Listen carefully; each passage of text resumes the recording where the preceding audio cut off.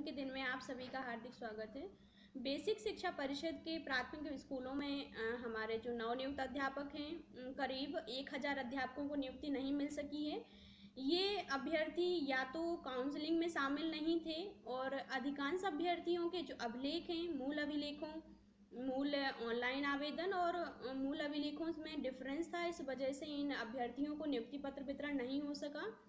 Basic शिक्षा परिषद के सचिव का कहना है कि लगभग 30,235 अध्यापकों को नियुक्ति पत्र वितरण कर दिया गया है और हमारे इन अभ्यर्थियों को जिनको नियुक्ति पत्र वितरित हो चुका है, बहुत बहुत बधाई, बहुत बहुत शुभकामनाएं। हम आपसे आशा करते हैं कि आप एक आदर्श अध्यापक की तरह व्यवहार करेंगे और हमारे प्रदेश में शिक्षा व्यवस्था को भरपूर ढंग से सफल बनाने में कारगर होंगे। आइए अब हम बात करते हैं इन अध्यापकों की जिनको नियुक्ति पत्र मिल चुका है, उनको कार्यभार ग्रहण करने के संबंध में। इन अध्यापकों को आज बीएसई कार्यालय में कार्यभार ग्रहण करना होगा, यानी 1 हफ्ते के अंदर इनको कार्यभार ग्रहण करना होगा। इन अध्यापकों का जो नियुक्ति पत्र है उसमें स्पष्ट रूप से लिखा हुआ है आवंटन की स्थिति पृथक से कार्रवाई की जाएगी। तो आप लोगों को जो उसका कार्यभार ग्रहण करना है वो विद्यालय में अभी पता ही नहीं है कहाँ जाना है, तो बीएसई कार्यालय में आपको अपना नियुक्ति पत्र लेकर कार्यभार ग्रहण करने के लिए जाना है। अब आप लोगों के मन में बहुत सारे सवाल चल रहे होंगे कि हमारी सैलरी कब से बनेगी, कितनी बनेगी। चलिए आपके कुछ सवालों के हल करने का प्रयास करते हैं। सबसे पहले आपकी जो सैलरी है वो आज जिस दिन आप कार्यभार ग्रहण करते हैं उसी दिन से आपकी सैलरी बनना शुरू हो जाती है। आप इसके लिए निश्चिंत रहिए कि आज स्कूल कब तक नहीं मिल रहा है। स्कूल मिलने का काम शासन स्तर से किया जाना है, ऑनलाइन तरीके से, ऑनलाइन प्रणाली से आपको स्कूल आवंटन, आपको स्कूल चॉइस करने का मौका मिलेगा।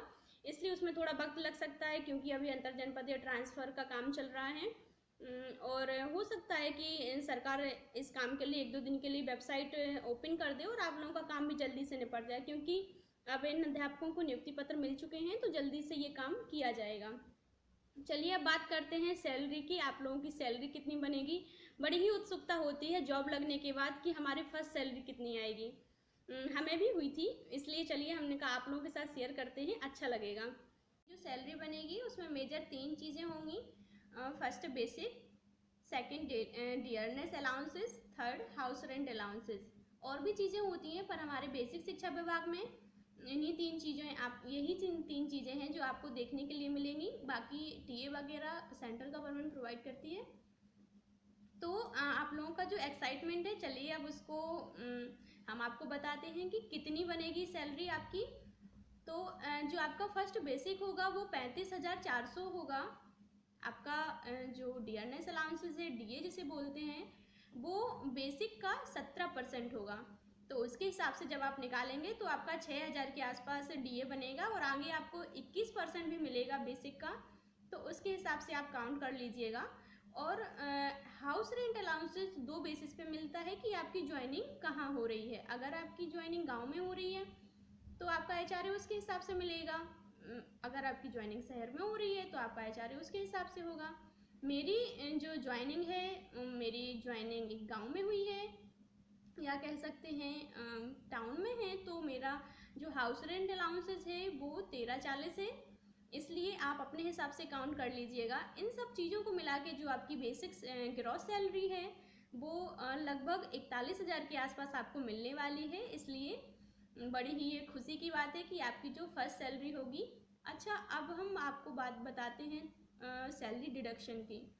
कई जगह हमारी सैलरी डिडक्ट भी होती है, जैसे हमारा एनपीएस में जो सैलरी डिडक्शन होता है वो बेसिक प्लस डीए का 10% होता है। यानी जो आपका बेसिक 35,400 है और डीए अगर आपका 6,000 है तो इन दोनों का मिला के इसका जो 10% निकलेगा उतना आपका एनपीएस में कट जाएगा।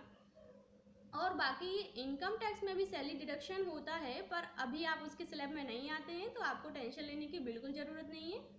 जब आप इनकम टैक्स के स्लैब में आने लगेंगे, जब आपका ईयर वाइज सैलरी इंक्रीमेंट लगेगा उसके बाद आप इनकम टैक्स के स्लैब में आएंगे और उसके हिसाब से आपको आपका जो सैलरी डिडक्शन होगा, पर उसके बहुत सारे ऑप्शन हैं, वो हम आपको अलग से वीडियो में बताएंगे। अभी तो आप बड़े ही एक्साइटमेंट के साथ स्कूल जाइए। जब स्कूल आवंटन होगा तब आप स्कूल जाएंगे, इसलिए तब तक इंतज़ार करिए। स्कूल का अपना पूरा एरिया सेलेक्ट करके रखिए, आपको किस ब्लॉक में कौन सा स्कूल चाहिए, पूरी जानकारी जुटाते रहिए। और तब तक के लिए हमारे चैनल से जुड़े रहिए। अगर आपको ये वीडियो पसंद आया तो लाइक एंड सब्सक्राइब ज़रूर करिए। हम आपको लगातार अपडेट देते रहेंगे। बहुत बहुत धन्यवाद।